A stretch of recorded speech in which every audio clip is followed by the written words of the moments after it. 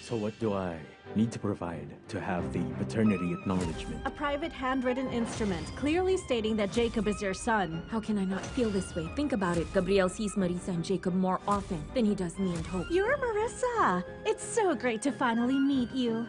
Marisa and Gabriel are handling my company now. That's why they have to spend a lot of time together. I just hope not too close, you know? Because as Elise's best friend, I will not take that lightly.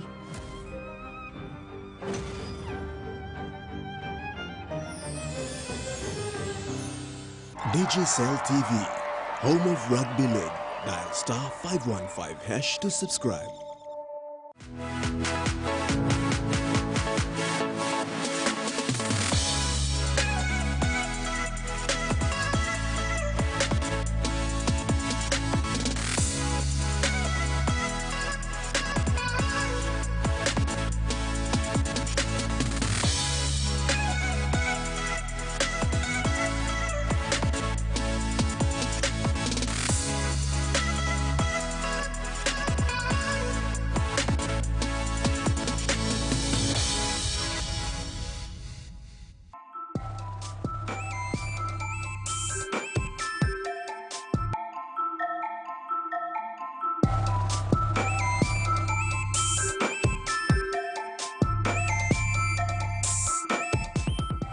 The TVWAN News is proudly brought to you by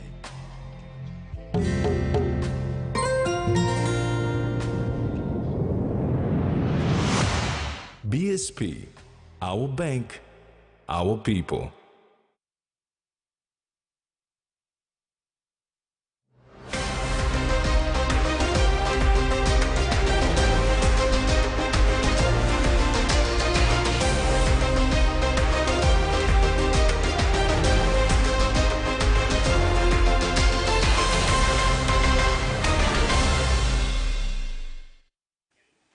Hello and welcome. I'm Carol Kidu Jr. This is TV1 News. And I'm Tracy Pa. Join me later with sports.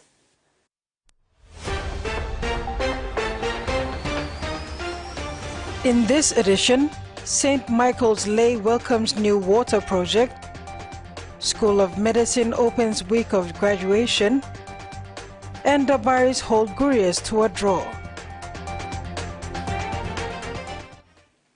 The Waigani Supreme Court today refused an application for leave to review the decision of the National Court on the dismissal of an election petition against Tambul Nebilia MP Win Daki and the PNG Electoral Commission. The application for leave was filed by petitioner Paul Mana. Mana had filed an election petition against the sitting MP for Tambul Nebilia, open at the Mount Hagen National Court. Paul Mawa, who petitioned the election of Tambul Nibilia MP Win Daki, had filed an application for leave with the Supreme Court to review the National Court's decision to dismiss his election petition.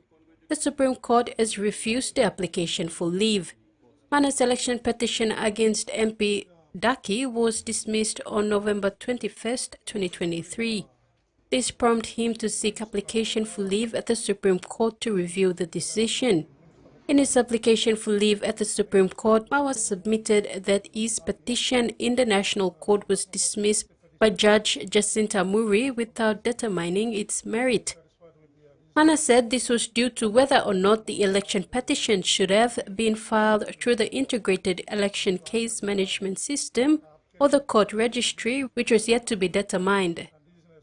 However, in making its decision today, Supreme Court Judge Justice Derek Hudson ruled that there is no evidence made or submission given to enable the court to find that in these circumstances, showing a magnification of substantial injustice, particularly when there is doubt as to the validity of the IEMCMS practice direction, which led to the application not satisfying the requirement of law to enable the court to grant leave.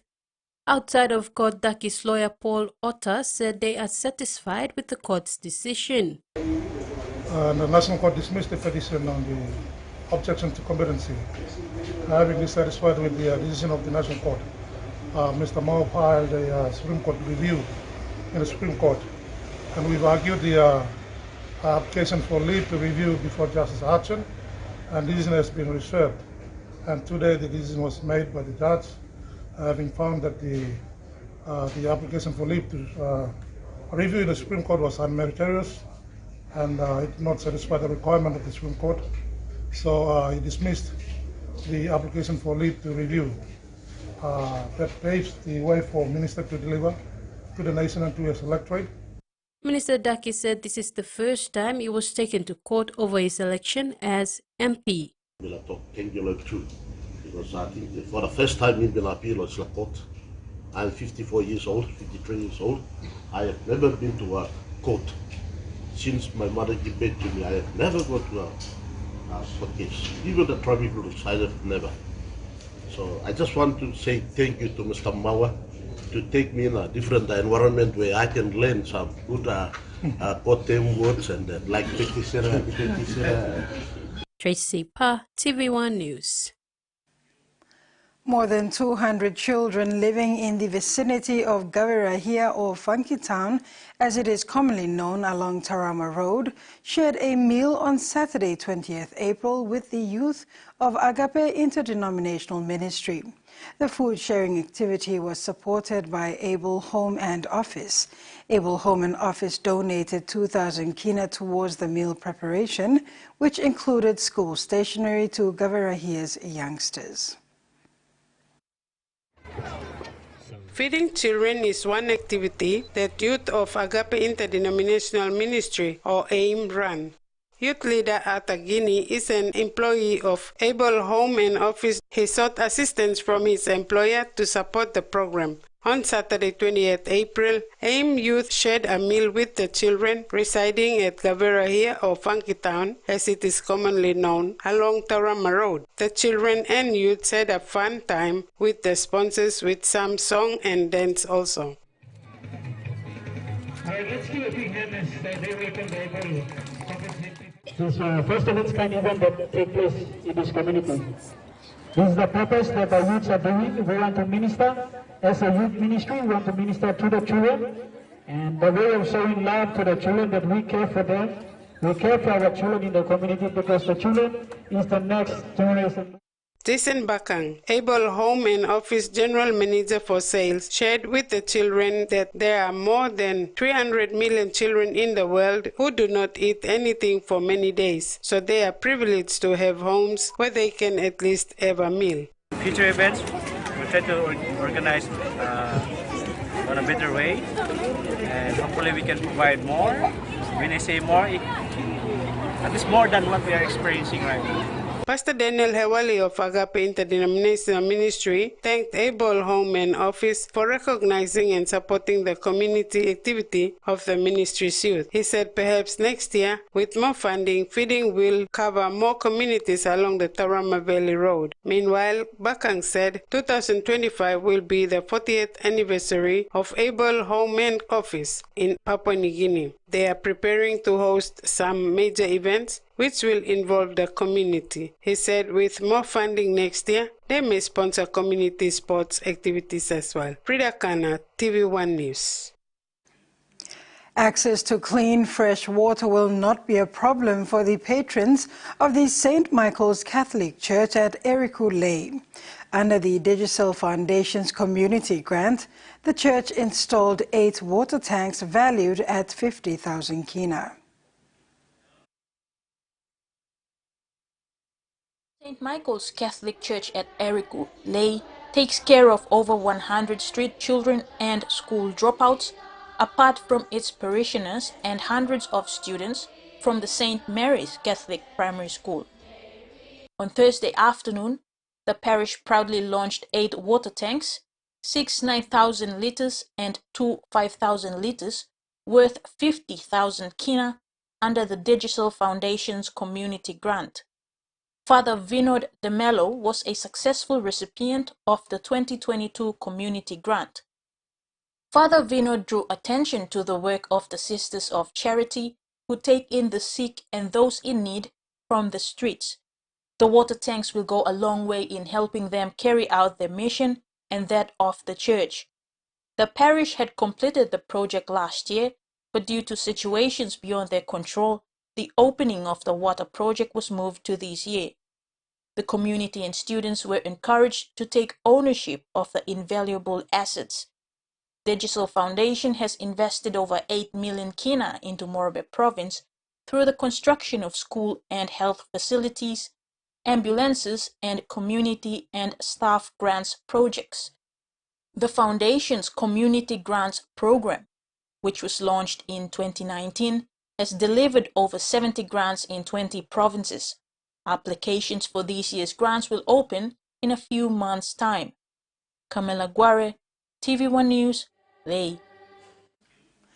Tinkoris Hospital in New Ireland Province has successfully initiated its new solar power project, a significant development celebrated with a modest ceremony on Sunday, April 21st, 2024.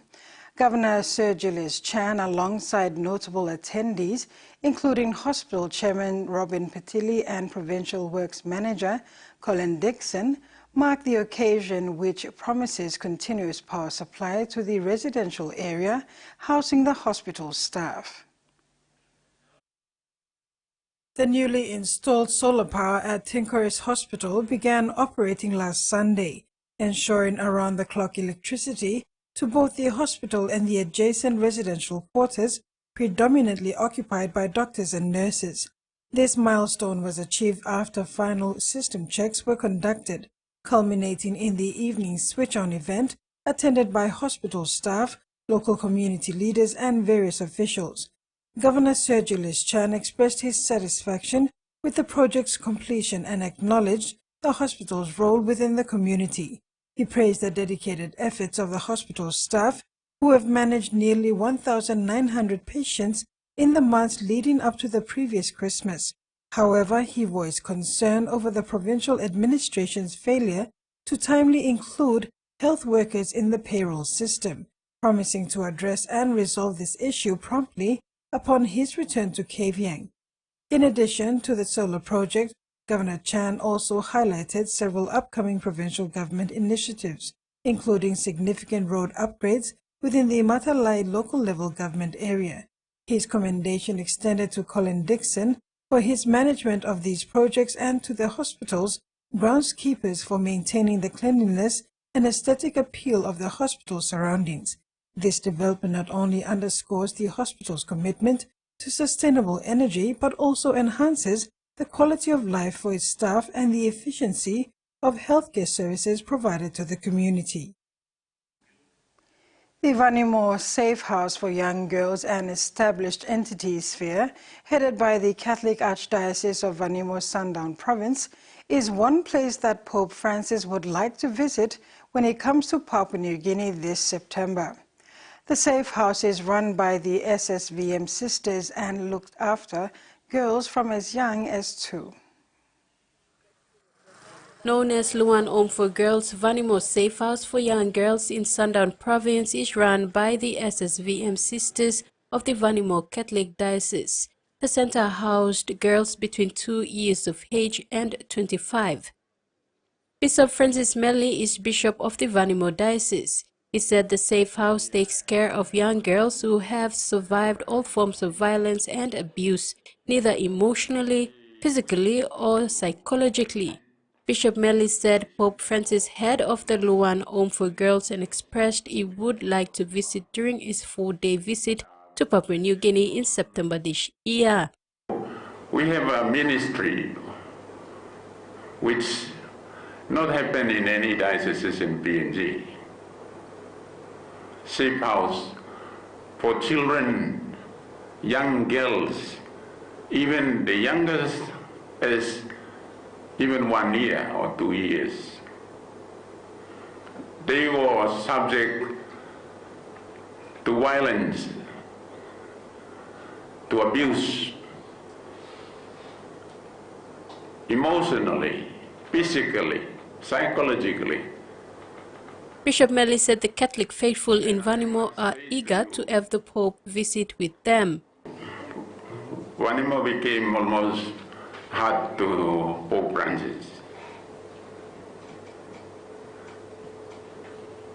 So he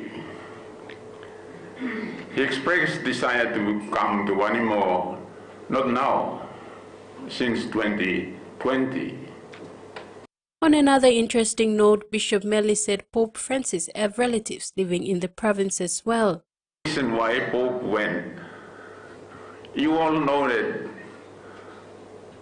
for PNG, one-dog system is very strong.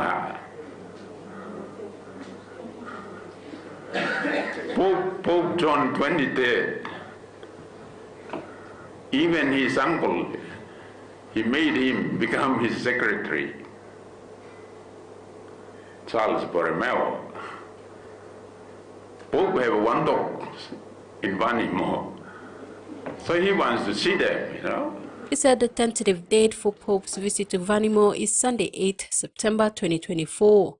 The Bishop of Vanimo Diocese urged Catholics in PNG to pray for a safe and successful visit of the Pope, which begins September 6th and ends September 9th.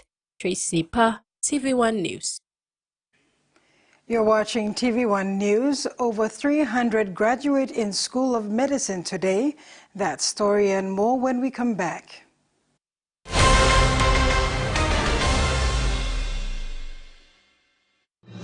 Experience a convenient and smarter way to do your banking with BSB Mobile Banking. You don't have to leave the office or your home to pay for bills. You can view your account balance, transfer funds, top up phone credits, or purchase easy pay units wherever you are. Visit your BSB branch today to register now for BSB Mobile Banking. BSB Mobile Banking, the smarter way to bank. BSB, our bank, our people. A true champion is measured by their courage, their determination, and their passion to never give up and to always keep trying. With a delicious Milo and milk taste and added nutrients, Milo and milk is a great way to fuel our little champions with nourishing energy every day. Because true champions give it their all. Milo, PNG and Mia. Prime PNG made. The Toyota JD Hi-Ace bus comes in 14 and 15-seater high-roof luxury model powered by 2.8 liters JD engine for optimal performance output, fuel efficiency and quietness, designed with improved safety features and easy maneuverability for tire steering angle. The Hi-Ace lift suspension and annular frame structure is opted for smooth ride, comfort and safety. Experience the ride on the Hi-Ace bus and experience the Hi-Ace pride, the bus that exceeds all expectation. He says the best Hunters players come from his region. So does she. But there's one thing that brings everyone together. SB Lager, Bunyam Yumi.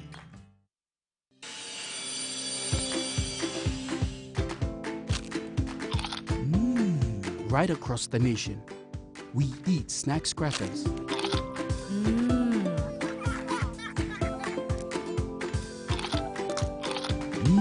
Emi trubla.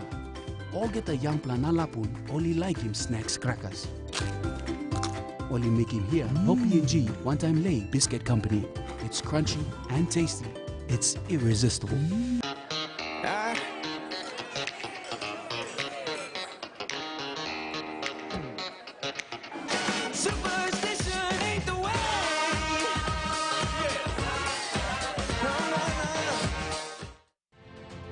See the toughest fighters in MMA in a whole new light. I had to show my true heart. MMA 30 is your window into their lives. These are my horses, my childhood house.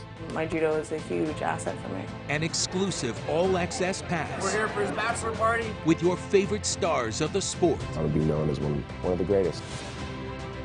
Watch MMA 30, only on Fight Sports. He's seen as a table legend. That is delicious. Join Tommy Gomes in a tasty culinary voyage. Holy mackerel.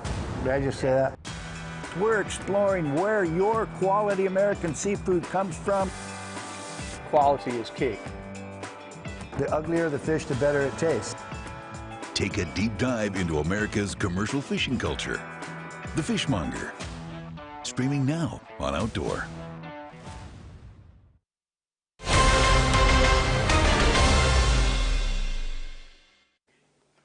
Welcome back. For the 69th time, the University of Papua New Guinea celebrates another mass passing out of students ready for the workforce. Today, it was the School of Medicine and Health Sciences who opened up a full week of graduation activities. Also today, families and friends of 356 graduates converged at the Sir Jongai Stadium to witness this important occasion for a loved one. Over 1,493 students will be graduating this week from the University of Papua New Guinea. Today, 356 graduated in the School of Medicine and Health Sciences. Amongst today's graduates were several siblings, including the Homihombo sisters. The younger of the two, Belinda, graduated with a Bachelor of Dental Surgery, while Brenda has a Bachelor of Medicine, Bachelor of Surgery. Very overwhelming, considering how we've come this far, and then so a bit stressful too, trying to get everything done, but we are overwhelmed, we are happy, there's so many emotions to describe them this moment. We are doing residency in ECP Provincial Health Authority. So we flew in last week from Wewak, and then after, on Sunday we're going to fly back. Both shared that in their family of 6, their eldest brother, Benson, will be graduating this Friday with a Master's in Economic and Public Policy under the UPNG School of Business and Public Policy.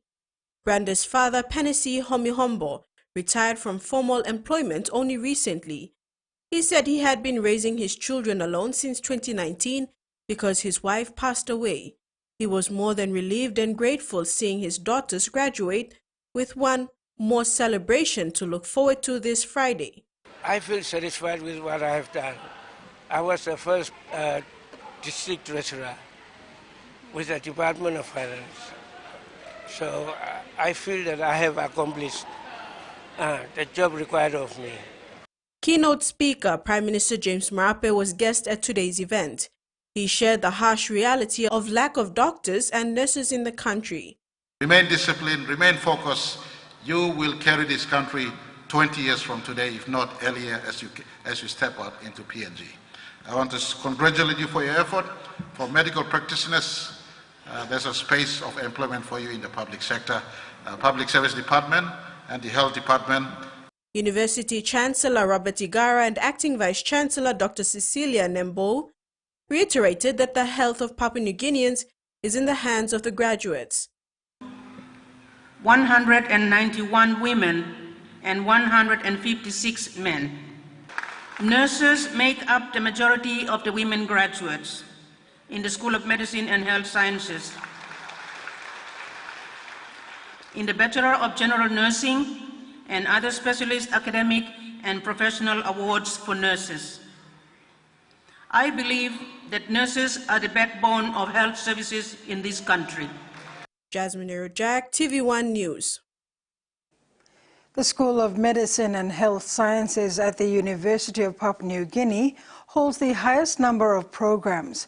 Prime Minister James Marape was on hand to award the Executive Dean Awards to outstanding students. The best female graduate with a GPA of 4.79 was Diane Siweli Nason, and male graduate with a GPA of 4.78 was El Johannes Gerawalo. The Australian PNG Best Prize was awarded to Ansila Rayapan in the Bachelor of Medical Science stream, who reached the highest GPA of 4.88. Something that I've been wanting to do for the last couple of years, especially. It's taken a while, really, a whole lot of, rethinking what I wanted to do, all of that, and, changing stuff, switching back, yeah. So I'm just, it's just a huge sense of relief that I'm finally done with this stage of my life. I have this to prove it, thank goodness. To get this, to pass, to graduate, in itself is something so huge to me, but to know that I made it that great, to be able to get a prize and then to know that it is the highest. I don't have words for that. Now that I'm finally done, I want to move on and pursue further studies. So I feel like want to do my master's and then think about working, or at least, you know, do my master's and do part-time, something like that. The signing of the protocol on the export of coffee to China during the official visit of His Excellency Wang Yi, the Minister for Foreign Affairs for China, is a momentous occasion for the coffee industry and agriculture sector. Minister for Coffee William Bando said the signing marks a historic moment as this paves the way for PNG coffee to hit the Chinese market. This also opens up the market for products, but says it is a challenging to the coffee industry. To produce more as direct exports will mean more direct sourcing of PNG coffee. The Coffee Ministry looks forward to enhancing the entire coffee value chain from farm to cup by investing in infrastructure, technology and capacity building initiatives that improve productivity, quality and market access for coffee farmers. 142 rice farmers graduated from the PNG University of Technology on Friday, April 19th at Erap in Morobe Province. The farmers proudly received their certificates in irrigated rice farming after over 18 weeks of training. 142 rice farmers from 13 provinces, including Morobe, Bougainville and Milne Bay, graduated with certificates in irrigated rice farming on Friday at Erap in Morobe's Huon Gulf district. The graduation was hosted during Chukai Industries Rice Field Day at its Erap farm. It was a culmination of 18 weeks of demonstration, of transfer of knowledge assessment, and 2 weeks of intensive training covering 4 modules on irrigated rice farming at the PNG University of Technology in 2023. Chukai Industries CEO, Alan Preston, acknowledged the graduates for their hard work and advised them that the irrigated rice farming certificate was a prerequisite for all upcoming Chukai Industries rice farming programs. They've flown into Unitech, they've spent 2 weeks in the classroom, they've run the 5 modules, learnt from those, they've gone back to their various farms, they've grown rice in those farms, we've had technical support and assistance back at the farms, and they've proven to us that they've been fantastic students, and are worthy of a graduation event, worthy of a certificate, and worthy to be recognised as experts in this field and ready for the next stage. Because we've got other stages of learning that we've already prepared with Unitech. So it's just a beginning for them, and it's a wonderful beginning that I hope they're proud of. Amongst the 109 farmers present for the graduation, 27 were female rice farmers. The Australian Consul General in Lae, Mark Fox, told the farmers that their mastery of skills needed in their fields will contribute to a stronger and more diverse agricultural workforce. Your qualification is indeed a significant achievement for you personally. And we are also here today because we know that agriculture is not just another industry in Papua New Guinea. It is a way of life. It's deeply rooted in the cultural fabric of this nation. And the people of Papua New Guinea have been farming for thousands of years, developing farming techniques and crop varieties suited to the growing conditions here. Fox outlined that rice is a staple food for over half of the world's population, is a major source of nutrition for many people in developing countries, and is also an important crop for small-scale farmers in rural communities, as it is relatively easy to grow. Established in 2022, the Smart Farmer program has trained more than 340 local rice farmers to date, with the PNG University of Technology conducting 3 batches in Lae and the Pacific Adventist University training its inaugural first batch in Port Moresby this year. Kamala Guare, TVWAN News, Lae. And now to the finance news. The kina closed unchanged at $0.2559 in the interbank market. At Bank South Pacific, our kina was buying 0.2559 US dollars, 0.3960 Australian dollars, 0.2326 euro, and 39.28 Japanese yen. Looking at commodity prices at New York close, cocoa, copra, and copper closed higher. Gold, coffee, palm oil, and crude oil closed the day lower. And on the stock market, the Dow Jones closed higher, the ASX closed higher, and all ordinaries closed higher as well. Regional news is next. Stay tuned.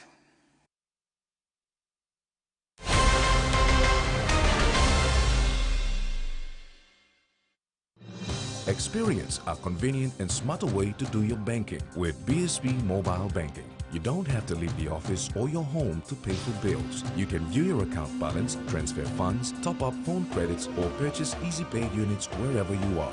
Visit your BSB branch today to register now for BSB Mobile Banking. BSB Mobile Banking, the smarter way to bank. BSB, our bank, our people. Hiya, Mama. You wait time, but me add him special flavor. Put in more flavor, put in more taste. Magical karaoke up a big smile on face. Time for kimchi and a great kumutu. Sip, sip, the mumu, yes, magic on you. Maggi, the taste PNG loves. When you're spending time with family, when you've got a big day ahead, when you have given it all you've got, when you're putting on a feast, that's when you want the best. That's when you want flame rice. New flame rice. Win him, Olgeta. Attention rice lovers! We are giving away 300,000 kina worth of scaled school money. 1,000 kina could be yours. With 300 winners and 4 fortnightly draws, your chances are higher than ever. Buy any 1 kg to 20 kg scale or ori rice, cut out the grown for PNG stamp, put it in an envelope with your name, contact details, and drop it in an entry box at selected outlets. Promotion ends March 29, 2024. Hurry and win big with scale and ori rice. Follow us on social media for more details. Terms and conditions apply. Beauty is my business, but beauty sure is a tough game. Filters are great, but great skin, better. And that's why my skin deserves the best. So I choose self-care, soaps that gently nourish my skin, resulting in a radiant look, made with tropical ingredients. I trust self-care from City Pharmacy, so bring it on! My skin is ready and so am I. Their only hope for survival is each other. We can't intervene. Guy Ritchie's The Covenant. Are you ready to play Dangerous Game? The Legacy Murders. Just say the word. Shazam? Shazam! The fate of mankind is in his hands. Oblivion. New York is under siege. Cloverfield.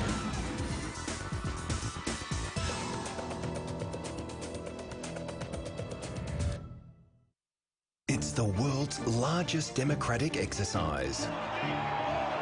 What will another 5 years of Modi government mean for India's 1.4 billion people? Or can the opposition mount a defence? As the countdown begins to the India election, join us for a special 6-part series. We'll take you beyond the bluster to look at the issues that matter to Indian voters. India Votes.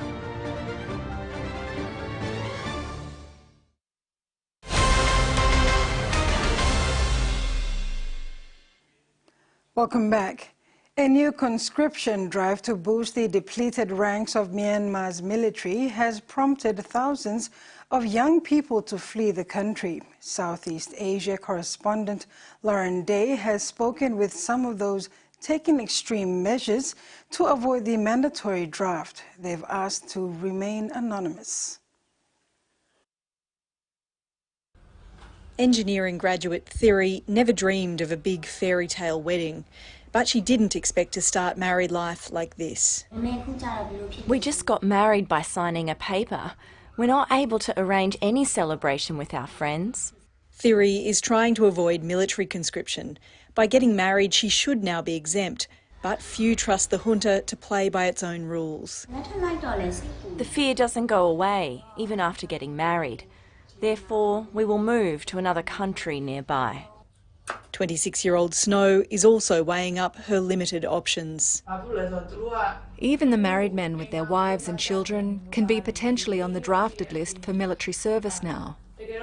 This is not the way we wish to get married. The junta has now begun enforcing a decade-old conscription law, sparking a mass exodus of young men and women over the age of 18. Among them, 32-year-old MK. I just fled the country in a rush. It's not that they're hunting me down, but the whole country is trembling with fear. He's terrified about what could happen if he's drafted. They might send me to the front line, to be used as a human shield. I'm overwhelmed with that kind of fear and worry. It's barbarism, it's medieval, but for a regime that simply just wants to hold on to power, to them it's logical. But analyst David Matheson says it could prove counterproductive for the junta and boost the armed resistance. How many of these young people are going, OK, I'll just join a People's Defence Force or join an ethnic armed organisation? Because those guys actually seem to be fighting a just war. In recent months, the junta has faced the biggest challenges yet to its fragile grip on power. Analysts say the move to recruit thousands of citizens a month shows the desperation of a military trying to boost its ranks in the face of death and defections. It could soon be fighting with an army of unwilling recruits. It's a growing problem in suburban streets. People dumping rubbish on the nature strip. It's not pretty and it's costing councils millions of dollars a year to clean up. One council in Melbourne's north is doing something about it, and it's having great results.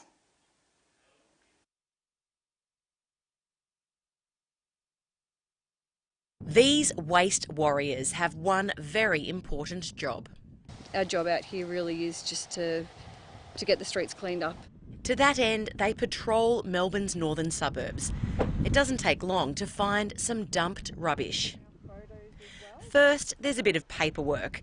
Then they knock on the neighbour's door. It's not an attack on anyone. It's not an assumption that they've definitely placed it out. Yeah. It's just an educational side of things. We just want people to be doing the right things so that there is less waste out on the street.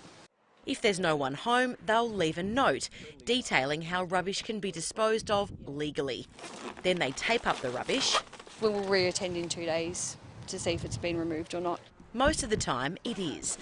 A week earlier, this nature strip in Jacana had a big pile out the front. When we arrived, that's originally how it looked. Now it's all clear.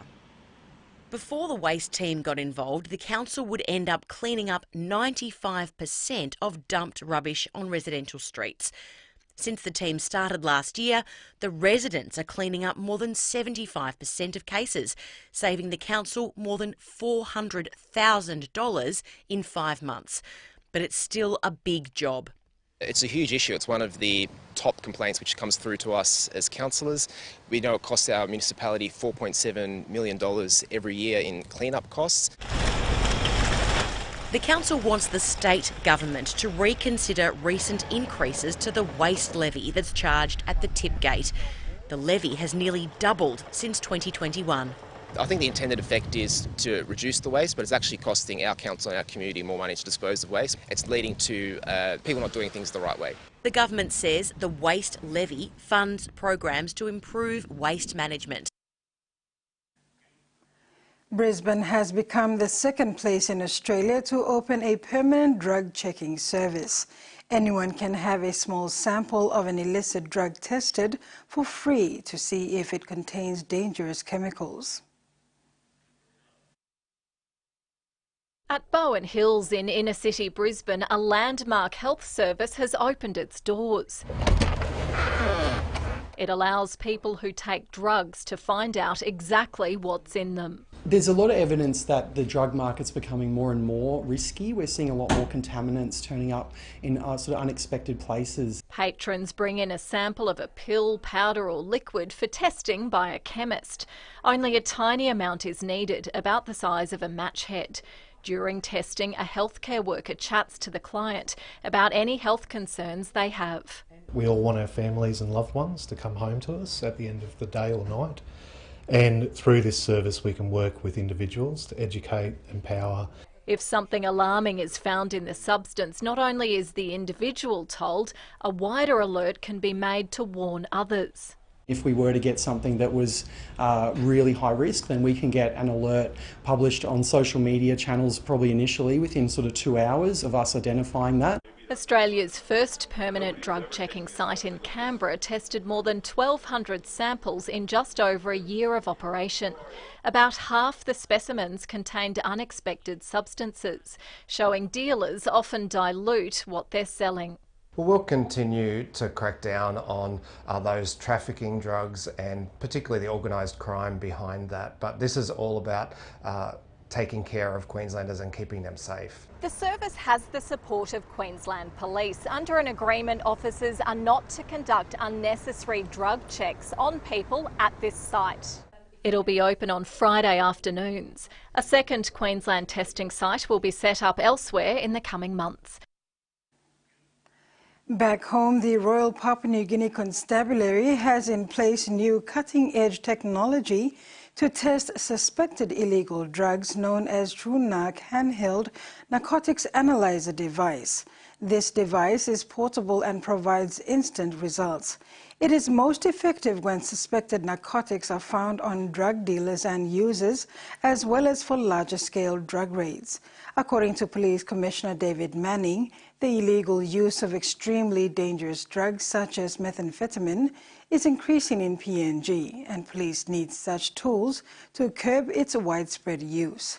Manning said the mobility of the device, their accuracy in detecting hundreds of drug compounds and simplicity to maintain and use will make a major difference in the domestic fight against illegal drugs. The device was provided by the Australian Federal Police. And that ends the news segment. When we come back, Dabaris hold Gurias to a draw, Dolphins shine through adversity, and Japan wins World Rugby Pacific Challenge.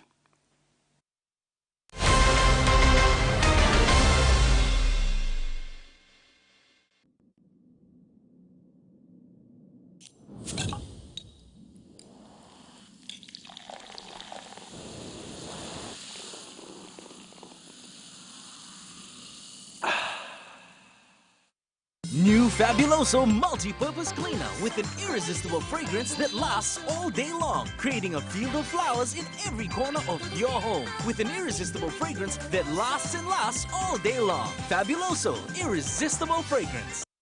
Hi, I'm Chef Jules Henao, and this is where my true inspiration for cooking started. Like most of us, I learned to cook from my mum. Nothing beats simple recipes where fresh local produce is at the heart, especially when it's a home-cooked meal, prepared and shared with the ones you love. And in PNG, no meal is complete without rice. And my choice is always True Guy. True Guy, true inspiration through generations.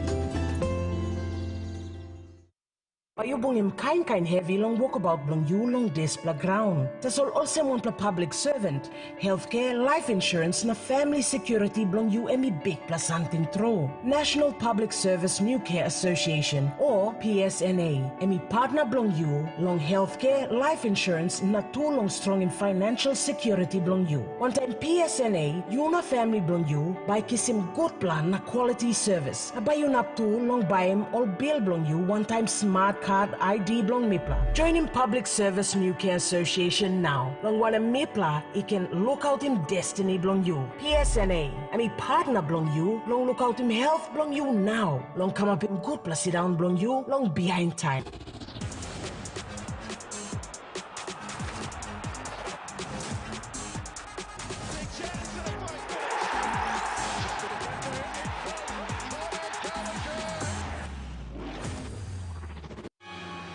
Look for a big, scary asylum. This may be our most terrifying case ever. Right there, where's the woman? What the was that? Is there anybody here with us? What? Whoa, whoa. What the? What? Stop. What is that? What is that? Is that a person? Expedition X, Tuesdays 8:30 on Discovery. These things are impossible to get into. They're like a plastic Fort Knox. Cut it, peel it, paint it, paste it, pour it, flip it, eat it, nail it. Let's test these grill hacks! Hack your way to a better, faster, cheaper way of life. Jam a quarter into a watermelon and get to the kiosk. New season, Hack My Life, premieres May 6th, Mondays 8:35 p.m. on Warner TV. First and exclusive. Police free! We are going to take on the cartel and win. Naive doesn't look good on you. None of our lives can matter more than this mission. Skills from a past life. Let's do everything we can to help that soldier. Grandma, I love this city. I love anything that's falling apart more than I am. First and exclusive. All new on Saturdays.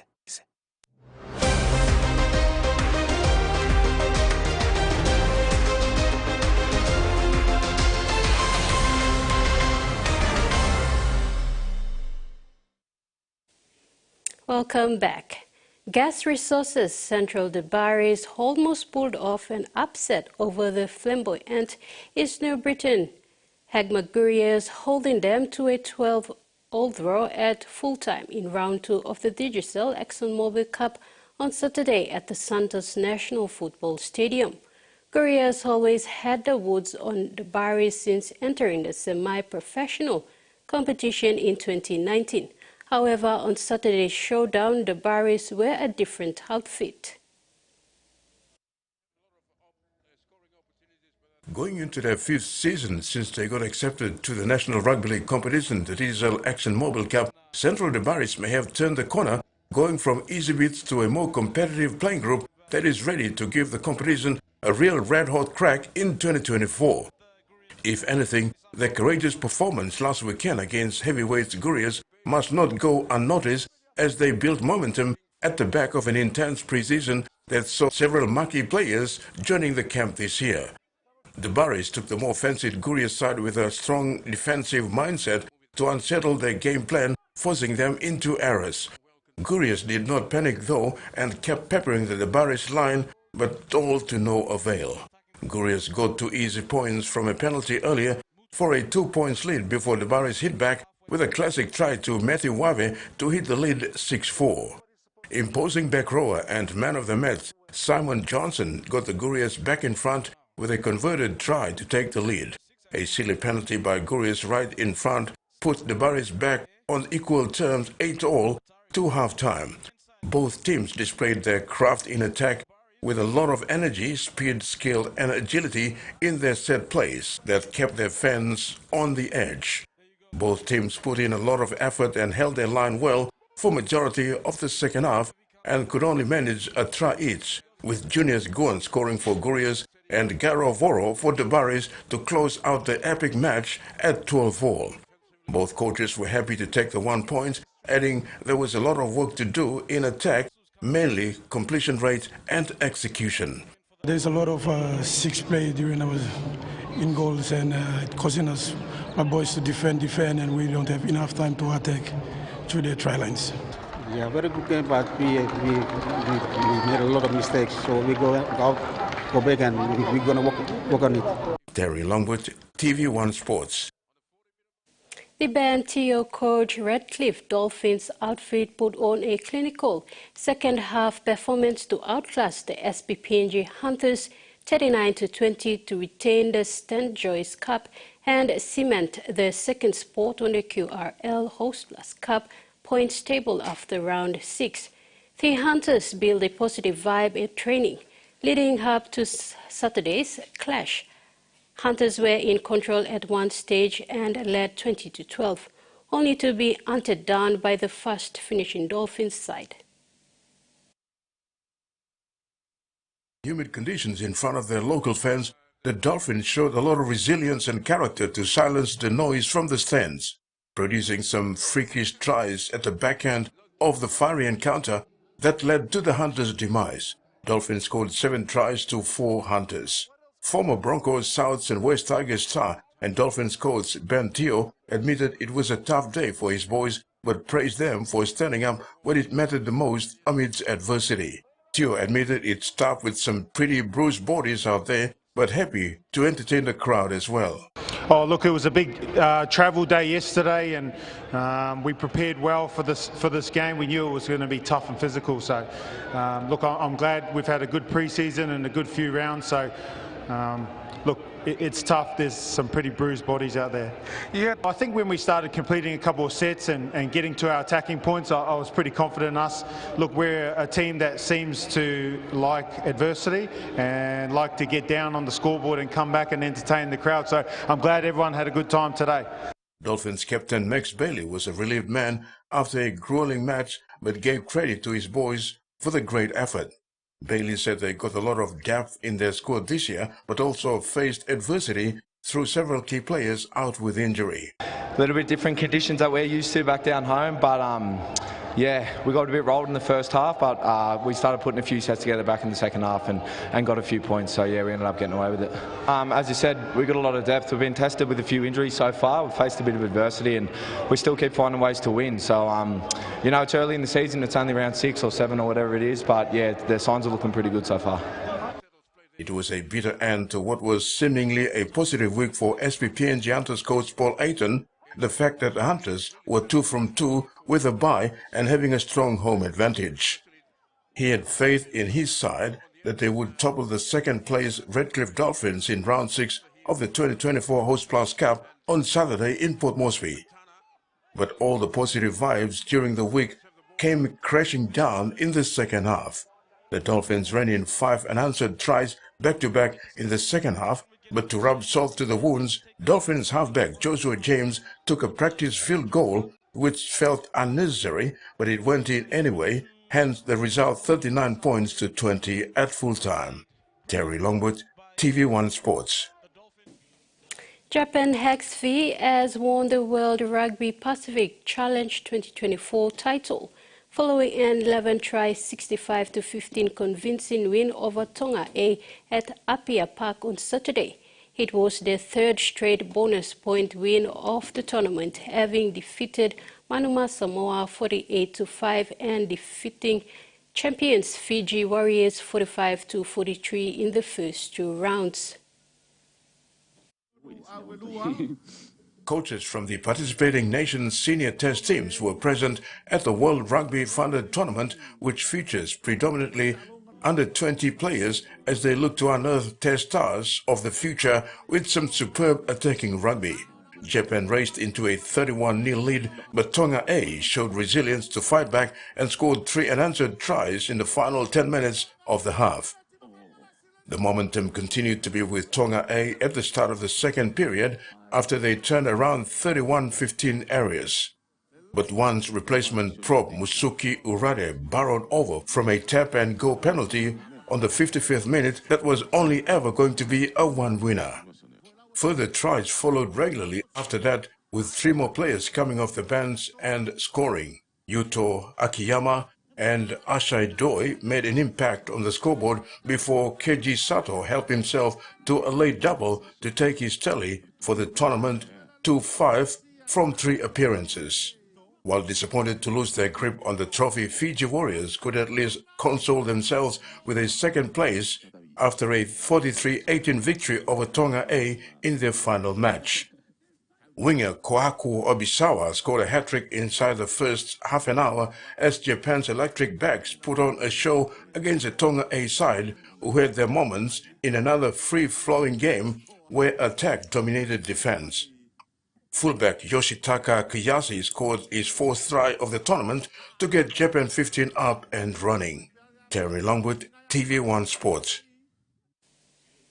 As part of the Memorandum of Understanding between FIFA and the Pacific Highlands Forum in Port Moresby recently, hosted by the FIFA Infrastructure Workshop Oceania, attended by General Secretaries and Facilities Managers of 11 Oceania member associations, Focusing on football infrastructure and environment or climate change, the two-day workshop is the starting point for football infrastructural development. Climate change is the single greatest threat facing all countries in the Pacific, with multiple challenges facing the region. From a football sense, these challenges impact football development. Without proper pitches, without proper stadiums, without proper training centers or headquarters, we can't really develop the game to an optimum level.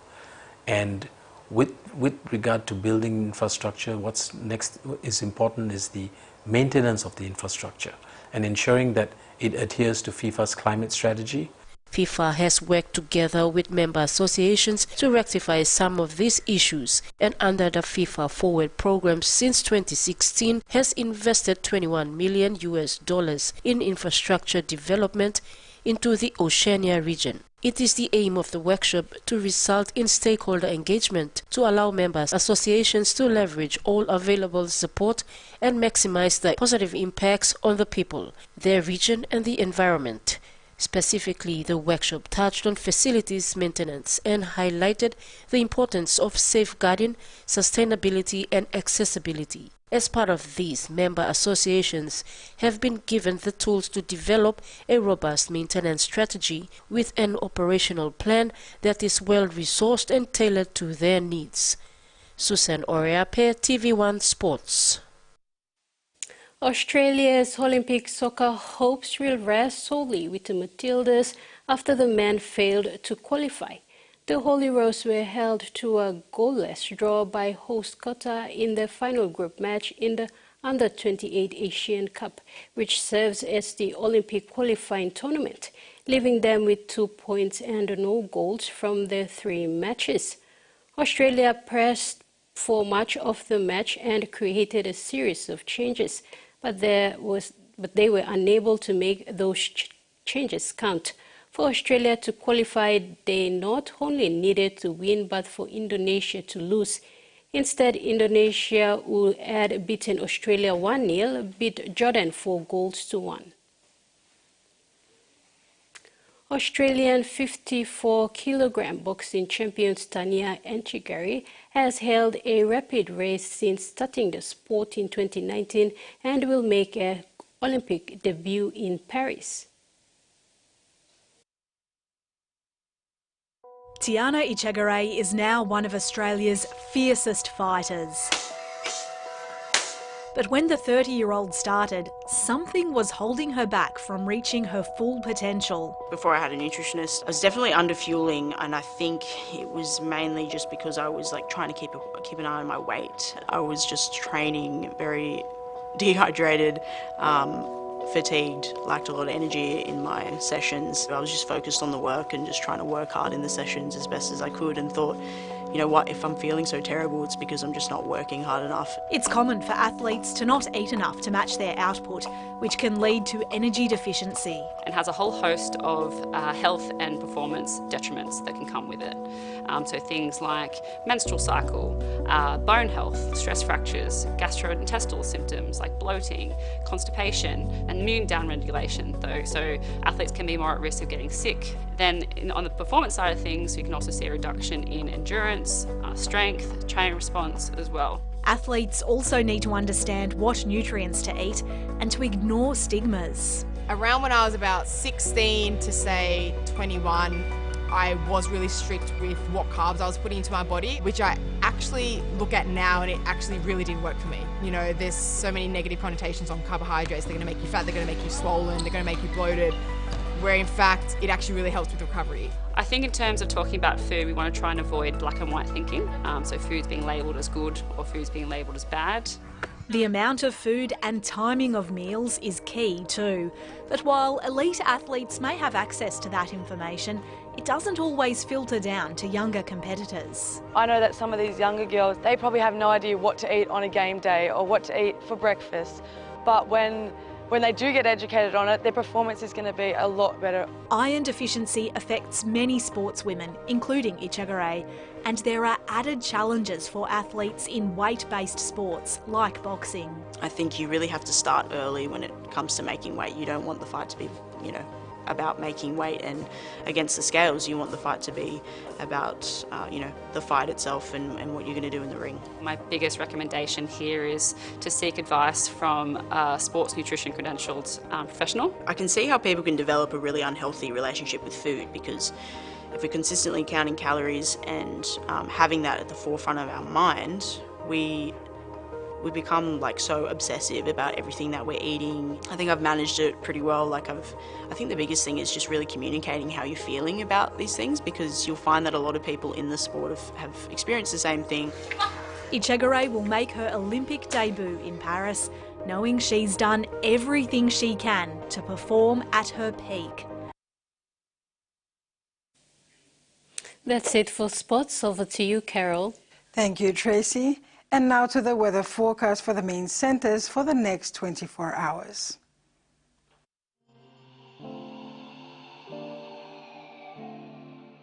Southern region, scattered showers and isolated thunderstorms. Port Moresby, partly cloudy with chances of brief showers. Momase, isolated showers and thunderstorms. Wewak and Vanimo, mostly fine. New Guinea Islands, isolated showers and thunderstorms. Kavian, Kokopo and Rabaul, mostly fine and partly cloudy. Highlands, isolated showers and thunderstorms. All centers partly cloudy with possible few showers. Ocean forecast, Coral Sea, seas smooth to slight with southeast winds of 5 to 15 knots. Bismarck Sea, seas smooth with northwest to easterly winds of 5 to 10 knots. Coastal waters forecast, waters of southern PNG and Indonesian border to Daru to Kiwai Islands, to Kerma to Yule Island to Hood Point to Samari Islands, seas 1 to 1.3 meters. Waters of Cape Bogle to Huon Gulf to Finchafen and waters of Bougainville, seas 0.5 to 1 meter.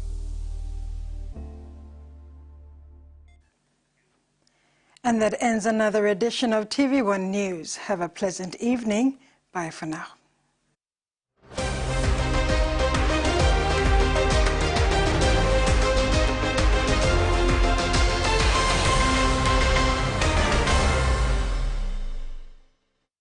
The TV1 News was proudly brought to you by